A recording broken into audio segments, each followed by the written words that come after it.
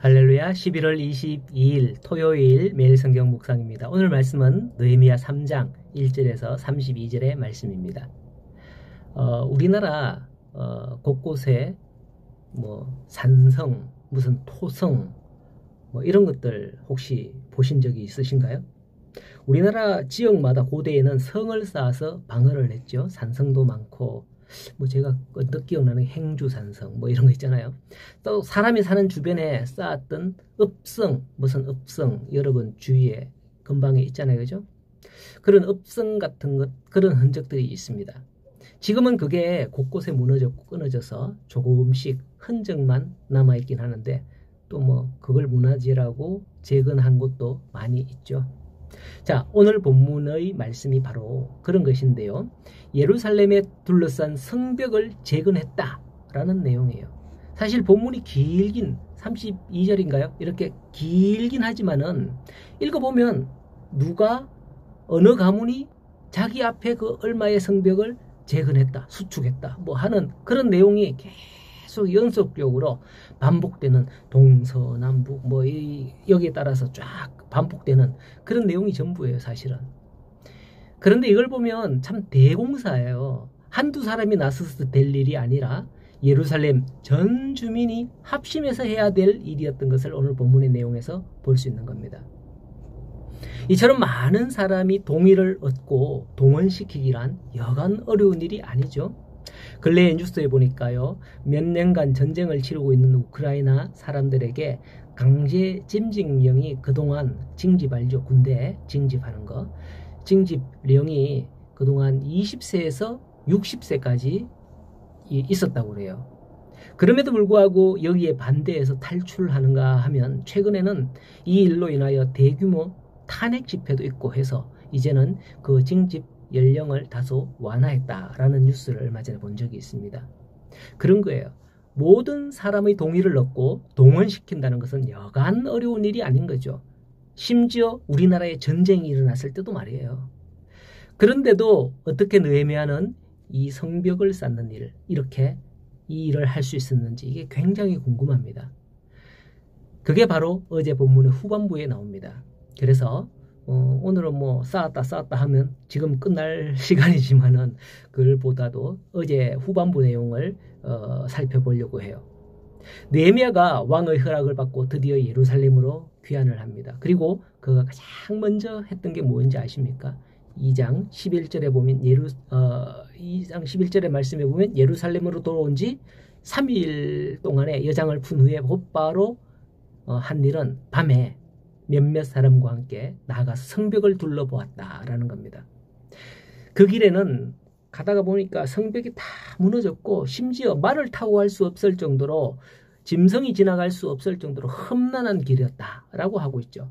그럼에도 그 밤에 성벽을 쫙 한 바퀴 돌면서 다 살펴보고 왔다라는 거예요. 만일 오늘날과 같았더라면 딱 왔으면 자기가 이제 윗사람이니까 아랫사람들 여봐라 이래서 오라 그래갖고 부장님 과장님 왜 모셔보셔 이래가지고 보고해라, 가서 조사하고 보고해라 하지 않겠습니까?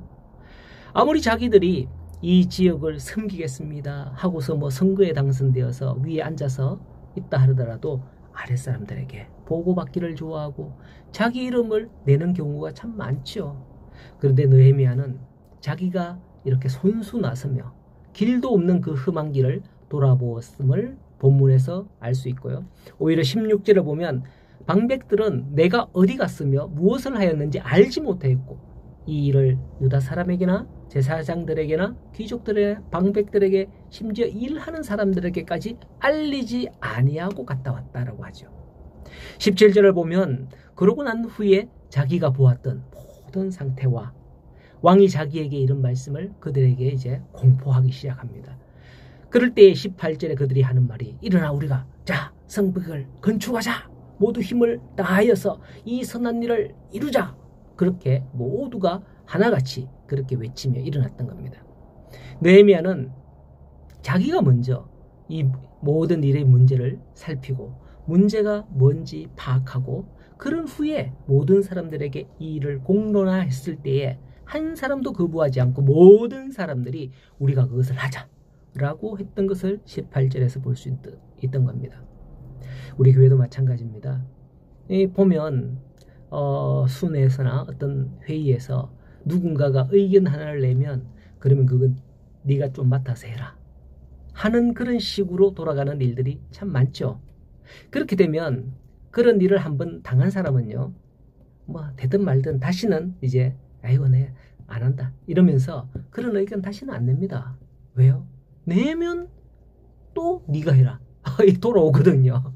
우리 모두 다 같이 해야 되는데 이 느헤미야가 그랬잖아요. 다 살피고 와서 딱 이 일에 대해서 딱 하니까 자 우리가 합시다 이렇게 다 일어났는데 자 그러면 그 일을 이 사람이 하도록 합시다 이러니까 누가 그 의견을 내고 하겠어요. 그러니까 그래 되면 공동체의 발전이 없어요. 계속 그 자리에 그 자리. 아니 그 자리라면 좋지만 나중엔 오히려 퇴보한다니까요. 느헤미야가 우리 예루살렘 성벽의 상황이 이런데 이거 어떻게 하면 좋겠냐 의견을 낸 거죠. 그럴 때 모든 사람이 하는 말이 우리가 일어나 건축하자 하고 모두 힘을 내어 이 선한 일을 감당했다고 하는 겁니다.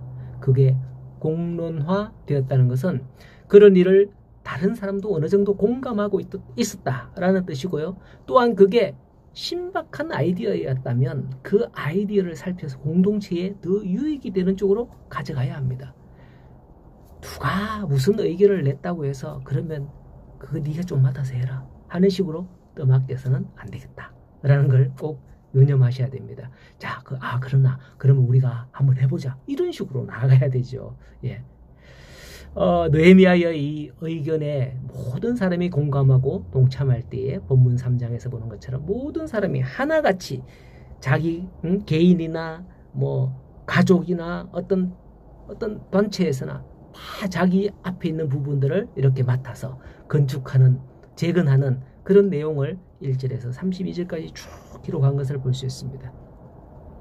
오늘도 우리 교회가 부흥하고 발전하는 길은 바로 이런 마음에서 오는 게 아닐까 생각됩니다.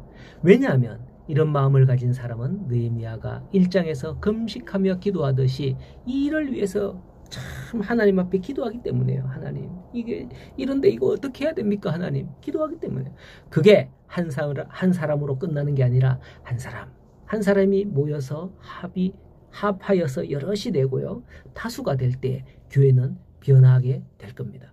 오늘도 우리의 무너진 데를 돌아보고 기도하는 성도들이 먼저 되기를 소원하며 또 여러분들을 통하여서 하나님의 나라가 온전히 세워지기를 간절히 소원하며 멋진 일을 계획하는 오늘 하루가 되시기를 축복합니다. 오늘도 믿음으로 나아가십시오.